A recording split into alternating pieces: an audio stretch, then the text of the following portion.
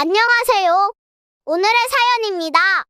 구독과 좋아요 한 번씩 부탁드릴게요. 바로 사연 시작하겠습니다. 제 이름은 왕시양이고 30살의 간호사입니다. 남편 김태형은 저보다 2살 연상의 공무원이에요. 저는 간호사라는 직업 때문인지 아니면 타고난 성격 때문인지 모르겠지만 저는 남을 위해 봉사하는 것이 힘들지 않았고 사람들이 저에게 의지할 때면 행복했어요. 그래서 만났던 남자친구들에게 용돈도 주기도 하고 때로는 돈도 빌려주기도 했어요. 머리로는 그렇게 하면 안 된다는 것을 알면서도 부탁받으면 자꾸 하게 돼요. 그러다 지금의 남편을 만나게 되었어요. 동료 간호사들과의 미팅에서 남편을 만났어요. 남편의 첫인상은 조용하고 진지해 보였어요. 그런 느낌의 남자는 본 적 없었고 첫눈에 호감이 갔어요. 다른 여자들은 너무 진지한 사람은 싫다고 해서 경쟁자가 없었어요. 저는 적극적으로 대화를 나눴고 연락처도 교환했어요. 그리고 먼저 사귀자고 한 것도 저였어요. 저희는 3년 동안 교제했어요. 사귀어도 몇 달 만에 헤어지는 경우가 많아서 1년만이라도 잘 만나보고 싶다 라고 생각했는데 무려 3년을 함께 했어요. 앞으로도 계속 잘 만날 것 같지 않아? 나랑 평생을 함께 해줘. 야경이 좋은 레스토랑에서 프로포즈를 받았고 결혼까지 골인했어요. 남편은 연애 경험이 거의 없었고 취미는 집에서 독서와 게임하는 거였어요. 밖에는 잘 안 나가는 사람인데 책을 읽다 보니 말하는 건 좋아하는 사람이었어요. 게임 친구는 많은 것 같았고 컴퓨터로 대화하면서 게임을 했어요. 저와 사귀게 되면서 외출할 기회가 많아졌다고 했어요.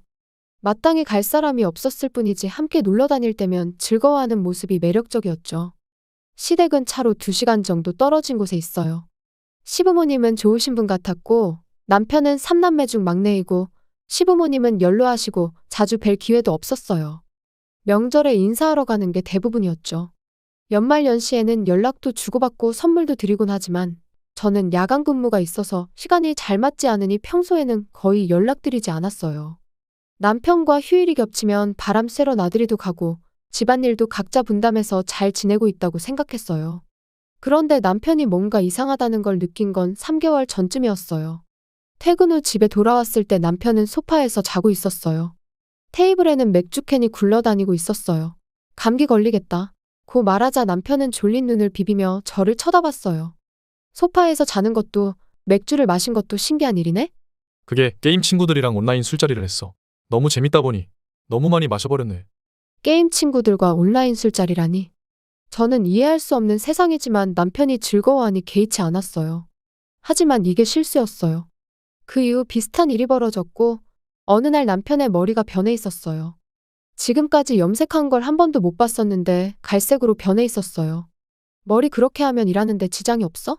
공무원은 규정이 엄격해서 염색 같은 거 하기 힘들다고 한 것 같은데. 무슨 일 있는 거 아니지? 괜찮아. 걱정할 필요 없어. 한 살이라도 어렸을 때 멋도 좀 부려봐야지. 그냥 문득 그런 생각이 들더라고. 잘 어울려? 어때? 나이에 비해 그렇게 세련되지 않은 남편은 갑자기 깨달음 같은 걸 얻었나 봐요. 어울리냐 안 어울리냐로 따지자면 익숙하지 않아서 그런지 제 눈엔 별로였어요. 잘 어울린다, 안 어울린다고 말하지 않고 괜찮네 라고만 말했어요. 그 며칠 후에는 귀를 뚫고 왔어요. 고등학생 유행에 눈을 뜬 건가? 10년은 늦은 것 같은데. 그런 생각도 들었지만 일이 잘 안 풀리거나 뭔가 고민이 있는 것 같아 보이기도 했어요. 요새 무슨 일 있어? 가만히 있을 수 없었던 저는 단도직입적으로 물었어요. 하지만 별일 없어. 라는 말만 하고 남편은 안방으로 갔어요. 이대로 놔두면 안 되는데. 라는 생각을 하면서도 얼마 전 퇴직한 간호사의 빈자리 때문에 너무 바빠서 남편에게 신경 쓸 겨를이 없었어요. 그런 일이 계속될 무렵 남편이 말했어요. 요즘 아버지가 몸이 안 좋으시다고 하니 주말에 잠시 안부 인사 겸 집에 좀 갔다 올게. 시아버지가 연로하시니 남편도 걱정이 되겠죠. 제가 그 말에 고개를 끄덕이자 남편은 매주 주말마다 집을 나가기 시작했어요. 뭔가 남편이 이상하다는 것을 느껴 일 틈틈이 문자도 보내며 나름대로 노력했어요. 하지만 남편은 아무런 반응이 없었고 남편과 제대로 대화를 나눠봐야겠다고 생각했을 때 출근 중에 끔찍한 전화가 왔어요. 시양 씨, 경찰에서 전화가 왔는데요. 라며 동료 간호사가 제게 전화를 했어요. 경찰? 왜? 저는 불안한 마음으로 계속 들었어요. 남편분이 사고를 당해서 응급실로 오고 있대요. 뭐라고요? 제 남편이요? 남편은 괜찮대요? 생명에 지장이 없을 것 같다는 말과 우리 병원으로 응급후송되어 오는 중이라는 걸 알려줬어요. 저는 서둘러 응급실로 향했어요. 여기다라고 생각하고 문을 열자 그곳에 있던 사람들의 시선이 저를 향했어요. 실례합니다. 남편이 응급실에 실려왔다고 해서요. 라고 말하자 의사는 의아한 표정을 지었고 간호사는 눈을 동그랗게 떴어요. 그 모습이 뭔가 찝찝했지만 남편과 눈이 마주치자 일단 안심되었어요.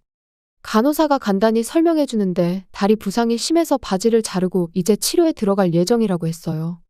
다시 남편을 보았을 땐 이미 남편의 바지를 자르기 시작했어요. 그러자 제 시선이 바지로 향한 걸 본 남편이 고함을 쳤어요. 왕시양? 넌 절대 쳐다보지 마. 뭐? 왜 그래? 나도 간호사인데. 설마 남편은 바지 자르는 게 부끄러운 건가? 물론 그럴 수도 있긴 하지만 부상으로 인해 옷을 정상적으로 벗을 수 없을 때는 옷을 자르는 건 상식이죠. 당장 나가. 저에게 소리를 치는데 어떻게 해야 할지 몰라 멍하니 서 있었어요. 남편이 소리쳐도 의사와 간호사의 손은 멈추지 않았어요. 당연한 거죠. 환자의 말을 일일이 다 듣다 보면 치료가 늦어질 수도 있으니까요. 그리고 남편의 바지가 다 잘린 순간 제 눈에 특별한 게 보였어요. 그게 뭐야? 저는 무심코 중얼거렸어요. 남편의 허벅지 안쪽에는 문신이 새겨져 있었어요. 다친 발은 왼발이었고 문신은 오른쪽 다리에 있었어요. 다행히 오른쪽 다리는 괜찮아 보였는데 제 시선은 계속 문신으로 향했어요. 그 문신은 누군가의 이름이었어요. 여자의 이름인 것 같았어요. 이유정. 누구? 남편은 제 말에 기겁하는 듯 했지만 치료가 시작되자 저는 일단 자리를 떠났습니다. 응급실에 있는 간호사에게 물어보니 남편은 혼자 이송된 것이 아니라고 하더군요. 또래의 여성과 함께 이송되어 왔기 때문에 부부나 커플인 줄 알았다고 해요. 함께 이송된 여성의 이름을 보니 이유정이었어요. 문신에 새겨진 이름과 일치했죠. 그렇다면 두 사람이 바람을 피웠다는 건가? 저는 계속 자문했어요. 갈색 머리에 귀를 뚫더니 이제는 문신? 게다가 이름을 새기다니. 좀 소름 끼쳤어요. 마침 그 여자를 치료한 간호사에게 물어보니 그 여자의 허벅지 안쪽에도 남편의 이름이 새겨져 있었다고 했어요. 이건 남편이 바람을 피웠다는 확실한 증거였어요. 하지만 상간녀의 이름을 자기 몸에 새기다니 도대체 무슨 배짱일까요? 그렇게 생각하다 문득 간호사한테 전화가 왔었던 게 떠올랐어요. 경찰이 처음엔 시댁에 전화했는데 시부모님이 고령으로 거동이 불편해서 제가 일하는 곳을 물어보고 전화를 했다고 했어요. 아마도 시부모님이 계속 걱정하고 계실 것 같았어요. 저는 오랜만에 시아버지께 전화를 드렸어요. 아들은 괜찮대? 사고를 당했지만 생명에는 지장이 없다고 알려드렸어요. 안도의 한숨을 쉬시길래 제가 다시 물어봤어요. 그런데 아버님은 몸 좀 좋아지셨어요? 몸이 좋아지다니? 그게 무슨 말이야? 남편이 아버님 몸이 안 좋다고 보살피러 간다고 매주 주말마다 시댁에 간댔는데요. 설마 이것도 거짓말인 줄은 꿈에도 몰랐어요. 시아버지는 지난번 건강검진에서 별다른 이상 없었고 아픈 데도 없고 괜찮다고 하셨어요. 건강하시다니 다행이었지만 문제는 남편의 행선지였어요. 시댁에 간 게 아니라면 그 여자와 있었던 건가? 어떻게든 증거를 확보해야 했어요. 근무를 마치고 저는 입원한 남편을 만나지 않고 집으로 돌아왔어요. 그리고 남편의 소지품을 꼼꼼히 살펴봤어요. 그러자 증거는 쉽게 찾을 수 있었어요. 둘이 함께 찍은 사진, 호텔 영수증, 컴퓨터의 기록에서 유람선을 예약한 이메일까지 찾을 수 있었어요. 일정상 유람선 타러 갔다가 집으로 돌아오는 길에 사고가 난 게 분명했어요. 사고 자체는 산길에서 혼자 미끄러졌다고 했는데 다른 부상자는 없었어요. 하지만 남편은 다리를 다쳐서 한동안 제대로 걷기는 힘들어 보였어요. 평소 같으면 아내로서 남편을 걱정해야 하지만 더 이상 그러고 싶지 않았어요. 부모님을 팔아 거짓말을 하고 상간녀와 여행을 가다니. 정말 어이가 없어요. 최근에 했던 이상한 행동들이 외도와 관련이 있는 건지 궁금해졌어요. 저는 동료 간호사에게 이혼 전문 변호사를 소개해달라고 부탁했습니다. 다음 날 저는 남편의 짐을 들고 병실로 향했어요. 남편은 머리를 다쳐서 그런지 어제 응급실에서 무슨 일이 있었는지 잘 기억나지 않는다며 혼란스러워했어요. 저 말이 사실이든 아니든 상관없어요. 저는 일이 바쁘다는 핑계로 남편과 대화도 하지 않고 병실을 나왔어요. 일을 마친 후 변호사를 만나서 무슨 일이 있었는지 이야기했습니다. 변호사는 그 정도 증거면 충분하다고 했어요. 저는 최대한 빨리 이혼하고 싶었어요. 퇴원하고 집에 왔을 때 한 집에 있어야 하는 게 소름 끼치게 싫었어요. 저는 남편에게 배신당했다는 기분이 들어 슬픔보다 분노가 더 컸습니다. 서둘러 부동산에 들러 이사할 집을 계약하고 혼자서 이사를 했어요. 집에는 남편의 집만 남은 거죠. 남편이 퇴원하는 날까지만 어떻게든 참자. 남편이 입원해 있을 때 이혼해버릴까 생각도 했지만 입원해 있는 곳이 제가 일하는 병원이라 거기서 무슨 일이 생기면 제가 난처할 것 같았어요. 그럼 퇴원하자마자 이혼해야겠다고 생각했어요. 저는 퇴원하는 남편을 차로 데리러 갔습니다. 잠깐 들릴 곳이 있으니까 나랑 같이 가자. 이 말을 하자 남편은 이상하게 저를 쳐다보았지만 고개를 끄덕였어요. 저는 집 근처의 카페로 향했어요. 남편과 함께 안으로 들어가니 변호사 선생님이 우리를 기다리고 있었어요. 남편은 무슨 상황인지 모르겠다는 듯 저를 쳐다봤지만 아직 아픈 다리로 서 있는 것이 힘들었던 것 같아요. 남편은 얌전히 의자에 앉았고 저는 이혼 신고서를 내밀었어요. 이혼? 갑자기 왜 그래? 남편은 무슨 영문인지 모르겠다는 표정을 지었어요. 저는 조용히 화를 냈어요. 왜? 다른 여자랑 여행 갔다가 사고 났잖아. 바람 피운 증거도 집에서 바로 찾았어. 겁도 없이 무슨 생각으로 그런 거야? 게다가 아버님 아프다고 한 것도 다 거짓말이더라. 주말마다 집 나가서 그 여자 만난 거지? 남편의 얼굴이 한순간에 하얗게 질렸어요. 사고까지 났는데 왜 내가 아무것도 모를 거라고 생각하는 거야? 이유정 씨는 많이 안 다쳐서 금방 퇴원했더라. 설마 본처가 근무하는 병원으로 이송될 줄이야 알았겠어? 지질이 운도 없지. 그리고 이건 위자료인데 당신 능력이면 가능하지? 10원짜리 하나까지 다 받아낼 거야. 저는 작성된 이혼 신고서와 펜을 건넸어요. 남편은 펜만 쳐다볼 뿐 움직이지 않았어요. 다리만 다친 줄 알았는데 손도 다쳤어? 왜 가만히 있어? 얼른 펜 안 잡아? 제가 비아냥거리자 남편은 겨우 펜을 잡았어요. 하지만 남편은 이혼 서류에 사인하는 걸 머뭇거렸어요. 왜 사인 안 해? 다시 시작할 생각이라도 하는 거야? 설마 그냥 잠깐 한눈 팔았다고 말하는 건 아니지? 제 말에 남편은 전곡이 찔렸는지 몸이 움찔했어요. 지금 장난칠 기분 아니야? 나는 상간녀 이름 문신 새긴 사람과 절대 못 살아. 남편은 놀란 표정으로 제 얼굴을 쳐다봤어요.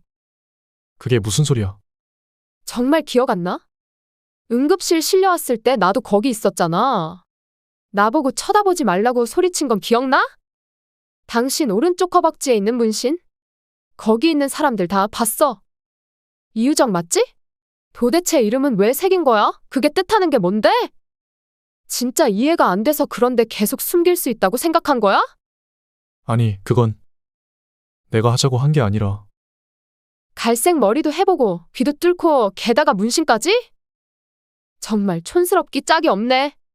그런 건 적어도 이혼하고 나서 했어야지. 남편이 입원해 있는 동안에 저는 상간녀를 만났어요. 일부러 만난 건 아니었어요. 병원에서 길을 잃고 매점을 찾다가 우연히 그 앞을 지나가던 저에게 말을 걸었던 거죠. 매점은 저기 모퉁이를 돌면 바로 보여요. 이유정 씨 맞죠? 우리 남편 만난다고 고생이 많네요. 제가 말하자 그녀는 제 명찰을 확인하고는 얼굴이 붉어지며 아픈 사람이라고는 믿을 수 없을 정도로 빠른 속도로 도망갔어요. 저는 병원 안에서는 뛰면 안 돼요? 라고 외쳤어요. 어쩌면 저보다 이 여자가 더 운이 나쁠지도 몰라요. 이렇게 큰 병원에서 본처를 만났으니까요. 문신을 새길 정도로 좋아하는 여자를 두고 저에게 매달리는 남편의 모습을 보고 혹시 상간녀와 헤어진 게 아닌가 싶어서 캐물었더니 맞다고 했어요. 상간녀는 들킬 줄 몰랐고 위자료를 청구당할 바에 차라리 헤어지자는 말을 했다고 하네요. 헤어졌다고 해서 있었던 일이 없어지는 것도 아닌데 말이죠. 간호사들은 나쁜 남자를 만나는 경우가 많아요. 저도 지금까지 그랬지만 남편과 결혼할 때는 성실한 사람이니까 이런 일은 생각도 못했는데 상간녀 이름을 문신 새길 정도로 멍청할 줄이야. 저는 정말 남자 보는 눈이 없는가 봐요. 나머진 변호사님께 부탁한다고 말하고 일어났어요.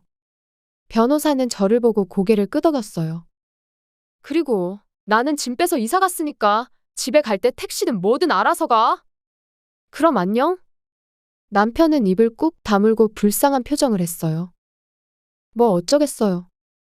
전부 자기가 다 자초한 일인데요. 그 후 저는 어렵지 않게 이혼했어요. 위자료도 두둑히 받아냈고요. 알고 보니 이유정은 남편의 직장 후배였는데 온라인 게임하며 대화를 나누던 사람 중에 직장 후배가 있었고 남편은 이건 하늘이 엮어준 운명이라며 신나서 떠들어댔다고 합니다. 지 운명이 이런 건지도 모르고 말이죠. 물론 이유정한테도 위자료를 청구했어요. 그 여잔 쪽팔려서 퇴사했다는데 전 남편은 아직 다니는 것 같기도 하고 사실은 더 이상 관심이 없어서 다니든지 말든지 아무렇지 않아요. 동료 간호사들에게 제 이야기가 소문났지만 다들 웃어넘겨서 저도 아무 일 없는 것처럼 웃으며 잘 지내고 있습니다. 시청해주셔서 감사합니다. 그럼 다음 영상에서 다시 뵙겠습니다.